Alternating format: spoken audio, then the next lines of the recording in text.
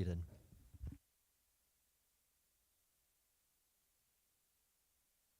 Well, good morning. Today's chapel is just a little bit different than what we normally do, but I've been excited for this for a really long time. And the reason why I came up with this idea to do, it's more of like a senior panel. So we're just having a bunch of seniors come up, and it's just an opportunity for us to hear their stories and to hear what they've learned at their time of Calvary, and just to glean some new information. So with that, my panelies, you guys can come on up.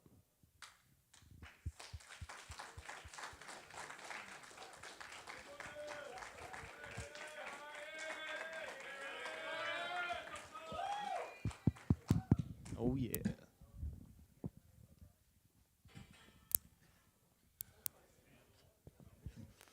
What's up, guys? Hey. Hey. So I said we were going to start with this question. And since, Ryan, you have the microphone, you get to start. How did you come to know the Lord? Well, pretty simple. Grew up going to Christian summer camps, 7th grade, summer camp at Lake Geneva Youth Camp. Came to know the Lord during a chapel service, so yeah. And while you have the microphone, Okay. how did you hear about Calvary and come to Calvary? That's another good question. So I was looking to transfer. I went to a school called Judson in Illinois. Christian school, but not really a Christian school, kind of one of those things. Worse than just being a secular school, because you're supposed to stand for Christ, but you don't.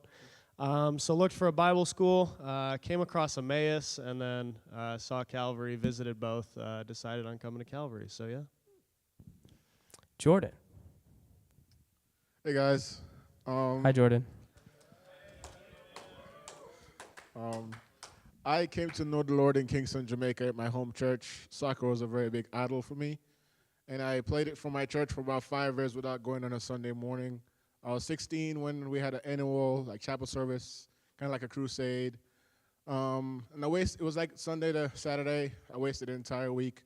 And Saturday I focused in on the word, and the speaker was telling the congregation not to be conformed to the things of this world, but be to transformed by the renewing of your mind in Romans 12, verse 2. And that broke my heart. And he shared the gospel alongside with that, and I gave my life to the Lord that night. So. And then how did you hear about Calvary? I heard about Calvary. I was going to a prestigious college in Jamaica at the time, and COVID had hit. And I was coming to the States to visit my brother in Kansas City. And I wanted to find a place where I can grow as a young believer. Jamaica was not the best environment where I grew up. So I found Calvary and Spurgeon. Both accepted me. I chose Calvary. It was cheaper. And I met a wonderful soccer coach who poured into me. And so that was the main reasons why I came to Calvary. Katie, how'd you come to know the Lord? So some of you know this, but I'm a missionary kid, so I kind of grew up in that world. And From Alaska. Ah. Yeah.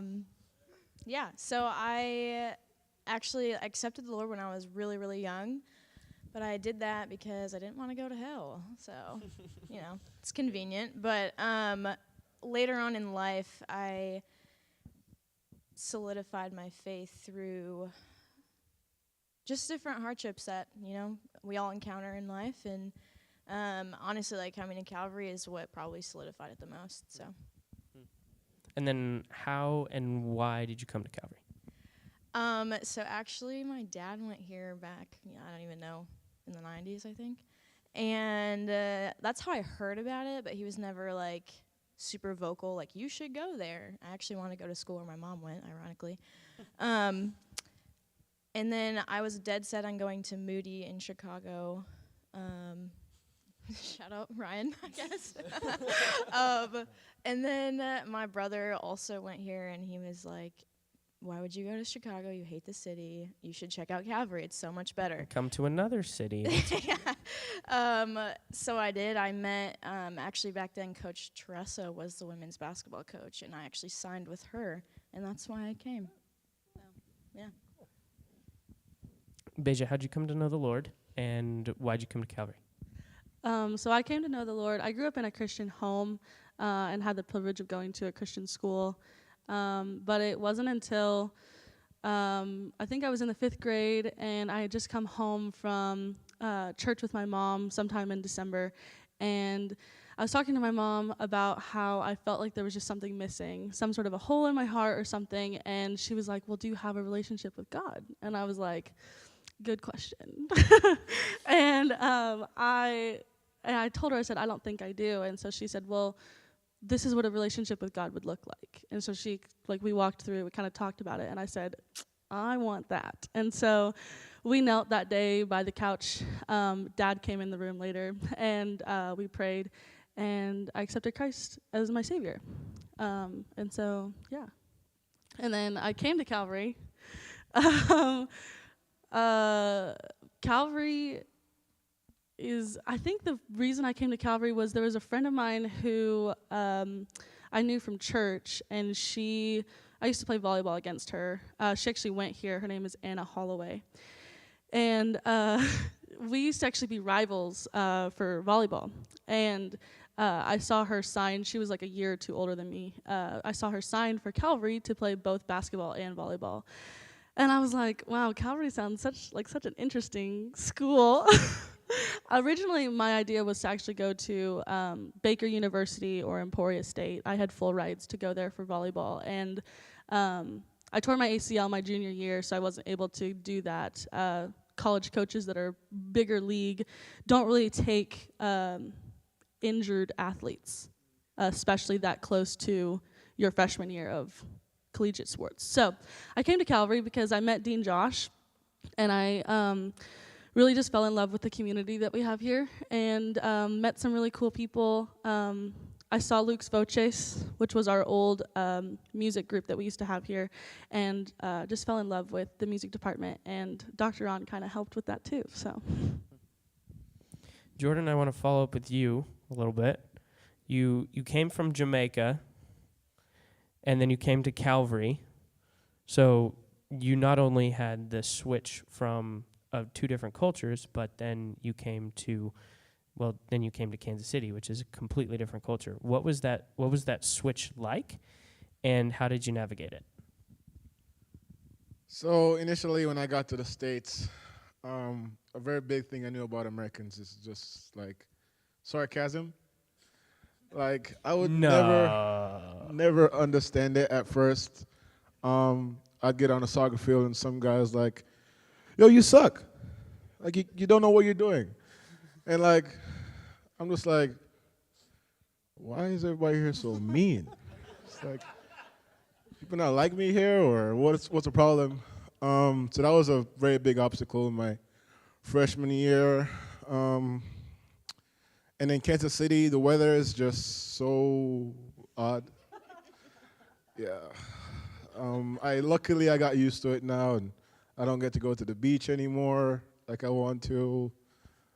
Like, yeah, but it's fun. It's still sounds awesome like, city. Sounds like you're in mourning over the loss of Jamaica. It's still a wonderful city. Met a lot of great people, and I had a lot of good connections. Found an awesome church, an awesome family, an awesome fiance. So big shout out to her. So I wouldn't change this place for anything else. Cool. Ryan, question. Okay. You came in as a transfer student. How much different was that than like coming in as a freshman? And how do you navigate being an older student coming in? Since you're so old, Grandpa. Yeah, so I'm a 5th-year senior here, if you guys don't know. Came in, transfers got messed up, so got to spend an extra year here, and it's been a blessing in disguise. So just coming here, it's been a lot different community-wise. I think that's really what I was looking for. Went to a private high school and really had a tight-knit community. There's only 30 of us in our graduating class. So everybody knew everybody. And then going to a bigger university just wasn't like that. Didn't get to really know people as well. So coming here, the transition's just been amazing. I got open arms from Jonah Murr, Noah Derdarian, Colson, Cedric. So really good guys welcomed me here. So.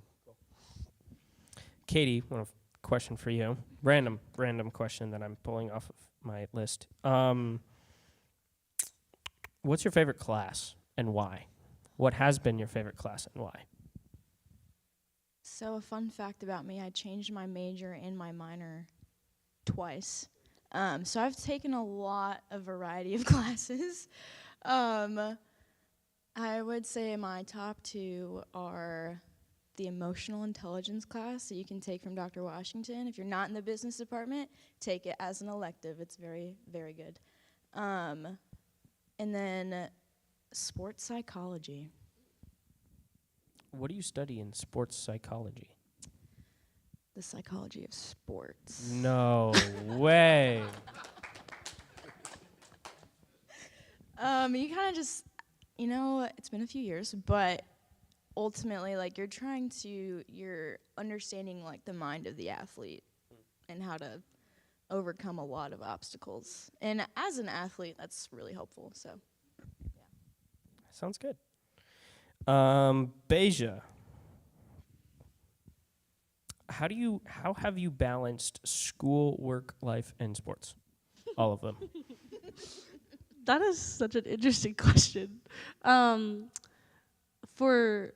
I have been involved in a lot of things here at Calvary. So when I think of balance, that's not the word that comes to mind when I think of school, especially and work and everything. Because I've done a lot, being a part of like student senate, being a part of the volleyball team, being a part of literally every single music group that we've had here at Calvary. Being a part of like the Res Life team, all that stuff. So I think what's really important is that you have a group of people around you that are pouring into you, that you can then pour into. Mentors are so important because they can really have an unbiased opinion, I think, of what's going on in your life. You can tell them this, and this, and this happened, and I don't know what to think. And they can be like, this is what I think. And usually they have a pretty good understanding. But yeah, so I think a mentor, that's been like a really helpful thing. I think for me though, like one of the things I talked about, I was a part of Nikeo, and Coach Sanders was my advisor, leader, whatever. And he really helped. We had a conversation once about time. And oftentimes we talk about, I just need to create more time, or I need to make more time to do this or this in my life, or I need to make time to do homework or whatever it might be. But you can't really make time. That's not possible. Time just continues going on. So we decided to change our thinking and say, okay, well, where do I need to carve out time to do this? Where do I need to separate and split my time between this, and this? And when I started thinking about it in that way and really actually saying, okay, this time is dedicated to this, that's when the balance started happening for me. Because it was definitely overwhelming for a bit there. And I don't think I actually ever got a true balance with school.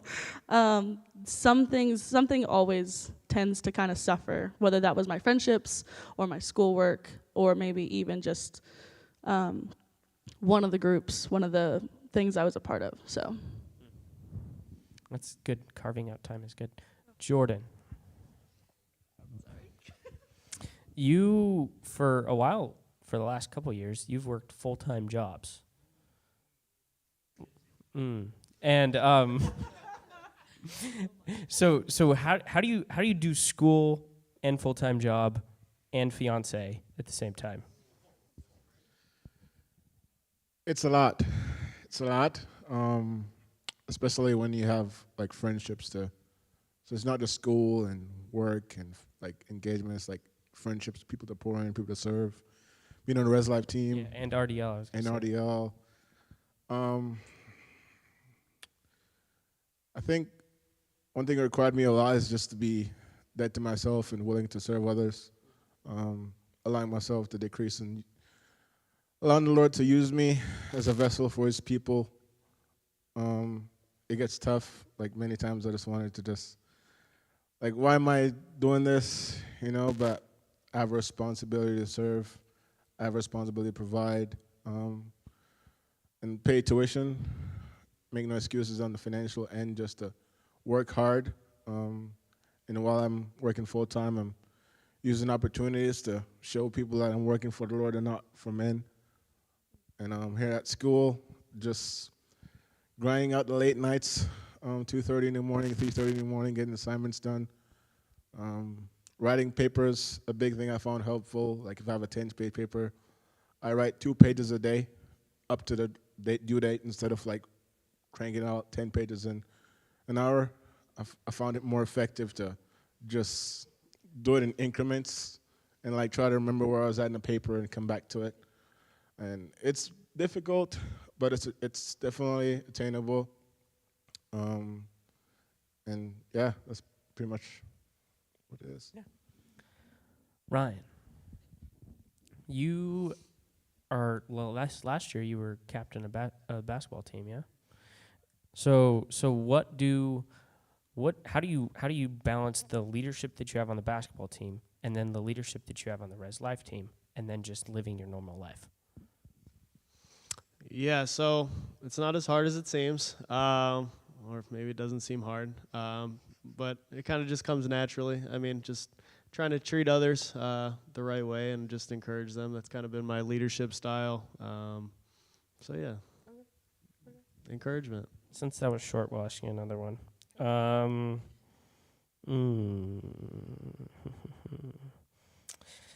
what was your favorite class? Favorite class, probably anything Dr. Washington has taught. I've really benefited from those business classes. Like Katie was saying, emotional intelligence was cool. And then I'm currently in conflict resolution with Coach Tressa, and I enjoy that, just learning some stuff. But I'm kind of checked out of school mentally, to be honest. Thank you for your honesty. Thank you for your honesty. It's fair. That's totally fair. Okay, Katie. What does dating look like on campus? Because there was a time when you were not dating, and then there's a time that you are currently dating. So, Beisha, do you want to answer this question? Well, dating on campus, that...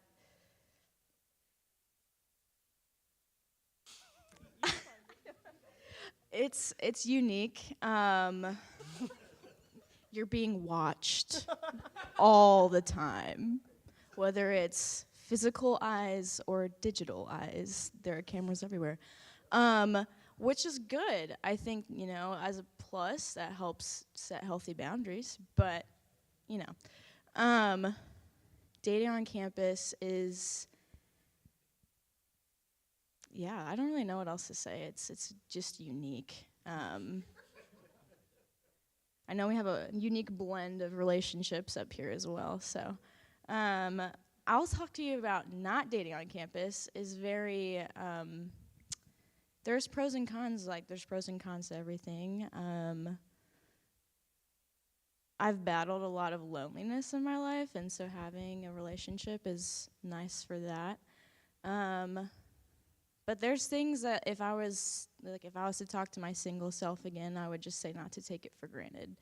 As much as I love Matt and I love our time we have together, there's an aspect of being single that is you're not going to get that back ever. So enjoy it and pray for your future, whoever that is. So really good. It's really good. I'm not going to ask anybody else. Well, I could. Jordan, I have a question. So you were not dating, and then you were dating, and then now you're engaged. How do you carve out time for your fiance? And how do you balance that, and how do you think about that? So, I started dating on the 20th of November, 2022. So I did not have much time. I didn't have much time to really get settled in, being single for a while, But Brooklyn is my number one priority. And she goes before everything and anything else.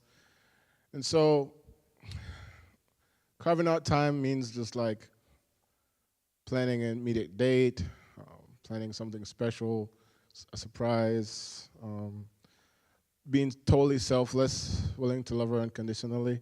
And I encourage all the relationships to do the same as well. Understanding her needs, being there when she needs it, working and understanding the balance of having to work to provide for her in the future. It's not just something I'm doing because it occupies my time. It's something that's going to benefit both of us in the future. And so being willing to die to myself to work as hard to provide for the both of us in the future is an important thing in love. Agape love is thinking about the partner more than I think about myself.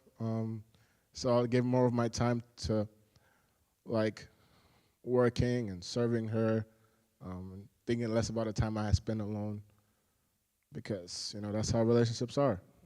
So, and I encourage all the relationships to do the same. That's really good. Ryan, I'm going to ask you the same bent of question. What advice would you give your non-engaged, non-dating self about dating when you're looking back on it? Yeah, I think our world kind of twists dating and how we view it. Kind of turns into a feeling thing. Josiah and I have had pretty good conversations about this, but just because you like someone or you're really attracted to them doesn't mean that they're right for you for dating. And I think that's kind of how I went throughout my high school years, and kind of the feeling aspect of it. But a relationship and a dating relationship that's going to work isn't based on feelings. You got to choose to love that person every day. And that's kind of what I would have told myself in high school.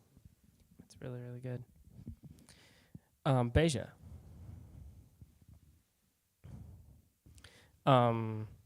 For you in your dating relationships, what advice would you give your non-dating self, and what advice would you give all of the single people out there in looking for a boyfriend, girlfriend? I wife, would say, husband? right. I would say it's okay to get to know people. In fact, like that's what dating is getting to know someone to see if they are a potential fit for marriage, because that's what marriage is a partnership. And so it's okay to go on a first date and a second date and a third date, and it not be so like, oh my gosh, if I go on a date with this person, I then have to marry them. Like, that's not at all what it is.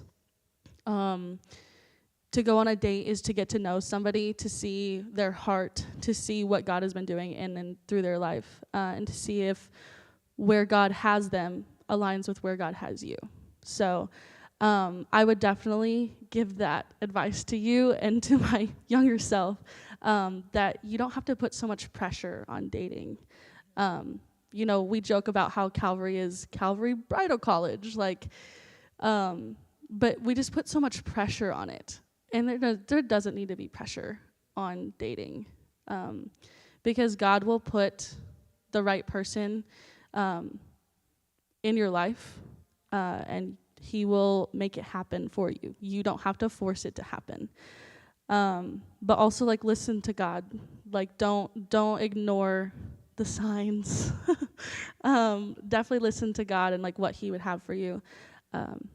So yeah, it doesn't need to be this big ordeal. Just get to know people and make friendships, because those are so important. So I'm going to ask every one of you guys this question because it looks different. With study habits, I stink at study habits, and my professors know this, and thank goodness there's grace and mercy at Calvary, or I wouldn't graduate. But what has studying looked like, and how do you carve out time for studying, and how do you wish you were better at studying? We'll start with Beja, and we'll just go down the line because we can. I'm really bad at studying. But what I usually do is I love coffee shops, and we have so many in the Kansas City area that are incredible. And a lot of places will you can sit there for hours. So there's a lot of great coffee shops, and so I usually go in the evenings because of my days usually full of meetings and classes and group practices and rehearsals. Up the wazoo. I usually have to go to a coffee shop later in the evening. I don't like studying on campus because I feel that it can be, I don't know. I think it's just good to try something new, enjoy a new place to study at. So, yeah. But do study because it's important.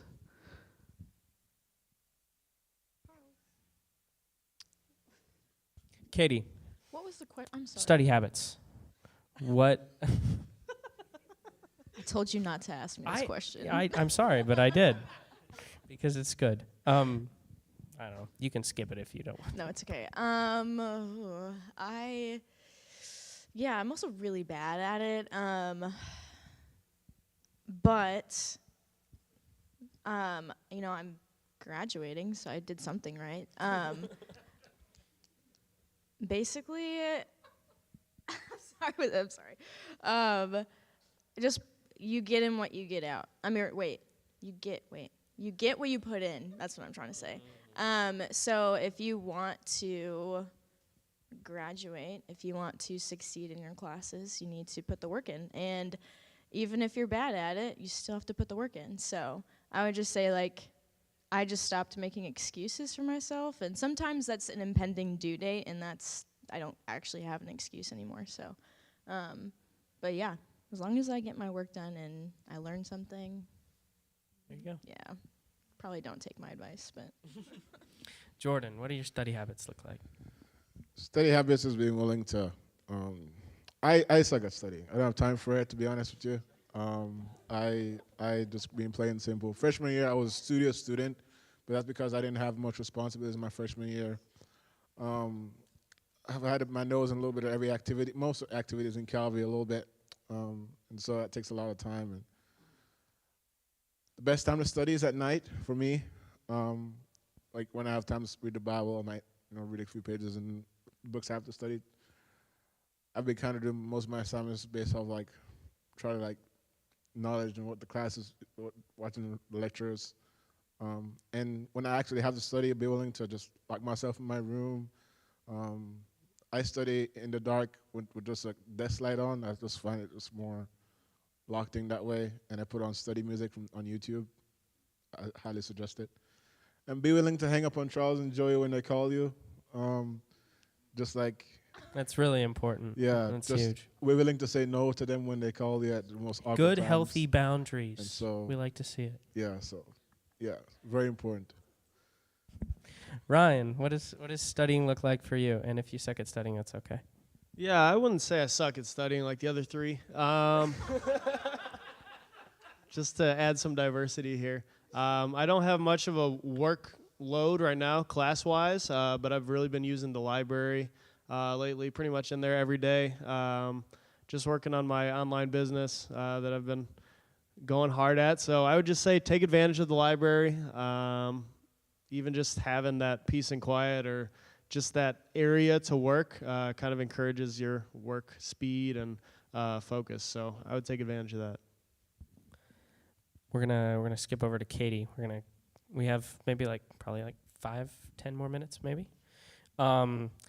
Katie, what is the best piece of advice that you've received at Calvary?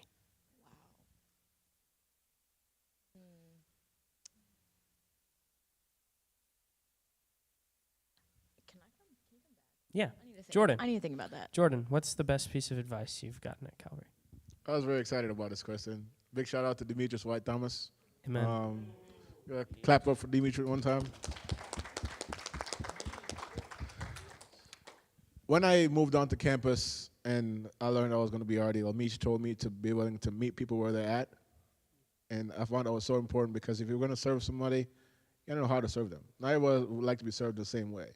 I can't walk up to Ryan and was like, what's up, man? It's and start massaging his shoulders. Not everybody likes to be serve in that way. Like, you Call know me what I'm out saying? like that. Okay. I see Like, how it is. meet them where they're at, understand their needs, and be willing to just serve them in that specific way because it's more effective. So, yeah. That's really good. Ryan, I'm not going to ask you what was the best piece of advice you received, but I will ask, how has your spiritual walk been challenged while you're at Calvary? Yeah, this is an interesting question. I think a lot of us here, because the Bible is academic for us here, a lot of us struggle to have a balance between personal growth and just academic growth. So just going through devotional books has been big for me. When I do get into a really good routine, try to wake up in the morning, do that, and then kind of keep that aside from my academic life. It's not a bad thing that we study the Bible so hard here. I think that's going to benefit everybody throughout the rest of our lives, but being able to still have a personal relationship with Jesus is important. So, Beja, same question for you. How has Calvary challenged your spiritual growth, your spiritual walk? I think when you have to transition from that high school time into the college time, I think your identity gets challenged. Mine sure did. And so it was definitely a constant battle of who am I and what is my purpose. And so I think when I came to Calvary, it was really apparent that my identity and my purpose is found in who God is and in who God says that I am. And so as I've been at Calvary, I think, like Ryan said, I think we see the Bible very academically. And so it's hard not to just see the Bible as another textbook that we're supposed to read. But I think that as I've gone through it and tried to change my thought process just about the Bible, it's actually a love letter from the Lord to us. And he wrote it specifically to us so that we could learn more about him. And so it's really, really cool because I think, we're a big group of people that come from all different walks of life, all different ideas and theology and everything. And so it's been really cool just to be able to talk about that and to be able to connect in that way. So cool. Katie, you got an answer? Yes, I do. It's kind of similar to Jordan's, actually. But like I said, my favorite class was emotional intelligence. And honestly, the best advice wasn't a statement that someone said to me. It was more that, observing actions of other people, if that makes sense. But you never know what's going on in someone's life, especially in college. We're all from different backgrounds. We're all from different parts of the world. And we all have different experiences. So I think just allowing to give people grace and allowing yourself to give grace to yourself for not, just life. We're all trying to figure this out. And I'm sure our professors can attest to that. They're still figuring it out too. You're not ever going to be an expert in life. So just grace. It's really, really good. Okay. Last question. It's kind of a two-parter, and the first one is if you take away one thing from your time at Calvary, when you're looking back on it, you're 80 years old, and you're thinking about this time that you were at Calvary. If you're looking back, take away one thing. What would that one thing be? And then tell us kind of where you're headed after Calvary. So we're gonna start with Ryan. Yeah, to keep it simple, one thing that I would definitely look back on and take as an advantage going forward in my life is just the importance of relationships with people. Even if it's just a silly running through the halls and 2 a.m, whatever, Josh screaming at the top of his lungs. Just not taking those things for granted because community living, there are some negatives, like people not doing dishes, but just building those relationships and seeing these people every day is super important, so don't take it for granted. Beja, Do you have an answer, or are you still stewing Um, upon an answer? was there a second? Oh, yeah, you got to tell me where you're going. Yeah, where are you going, Ryan? Yeah, what are you doing after Calvary? After What's the Calvary, Austin and I, after we get married, we're moving down to Florida. So I'm accepting an athletic director position at a high school. So yeah, it'll be fun.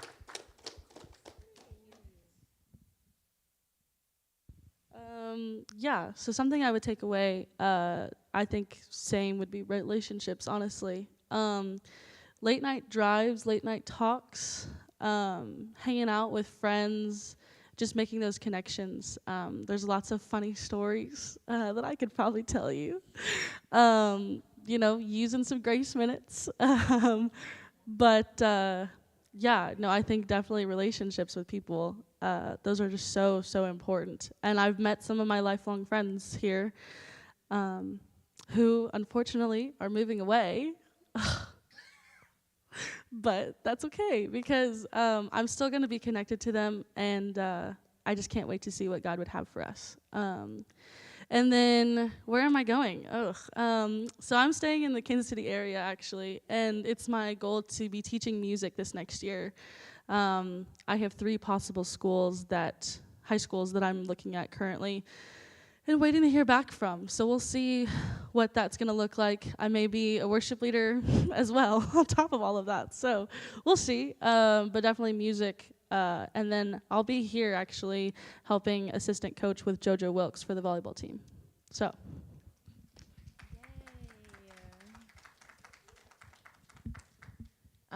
Okay, if I was going to take something away from this school this time is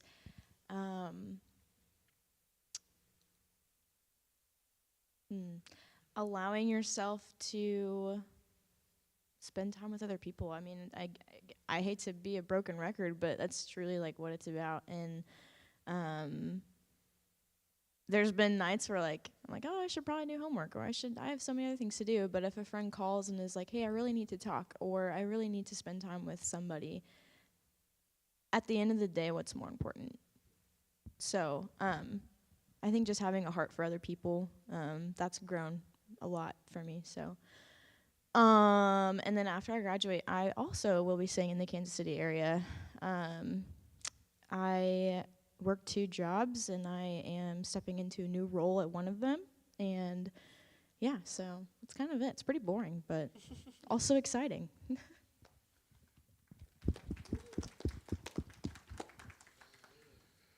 In addition to the relationships, what I'm going to take many years from now is being willing to adapt to change. I feel like every year, especially moving to the States, and every school year, there's been a little bit of a tweak and difference with a different type of freshmen and the culture they bring into the dorms. And be willing to adapt to the different aspects of how things are going to go. We're going to have many life seasons and many life changes and many obstacles and many disagreements and the arguments at night in the rooms that go between the walls, and just be willing to just adapt to change is a big, important aspect in life. That's probably one of my biggest lessons at Calvary, in addition to the relationships and importance of maintaining friendships. After Calvary, I'll be living in Grandview. I'll be continuing to serve and working in my job right now where I'm at, and I'm getting married in August, ready to start my forever. So, and I hope to still be connected to Calvary, serving in whatever way I can. Well, that does it for our panel. Thank you guys so much for being willing to answer all of my many questions, and thank you for all the time you've spent at Calvary, and the Lord bless you and everything you guys go through. Jordan, since you have the mic, you want to pray us out? Sure. And then we'll be dismissed. Heavenly Father, God, Lord, thank you for Calvary University. Thank you for a place where we can grow, learn more about you, Heavenly Father, God, and just continue to strive for just serving others, serving the community around us, and serving the people who are lost in this world. Thank you for the many leaders we have here that pour into us, Lord. Thank you for the seniors who will be leaving, graduating, and moving on to careers in life, Lord. I pray for them all. And for the students who will be here in coming years, Lord, I pray that we continue to have a solid community where people love on each other and serve each other, Lord, from many different backgrounds and many different histories, Lord. Thank you for a place where we can just call home. And I pray that for many, many years it continues to flourish and becomes a place where many believers can spread all over the world and share the gospel for your glory. In your name I pray. Amen. You are dismissed.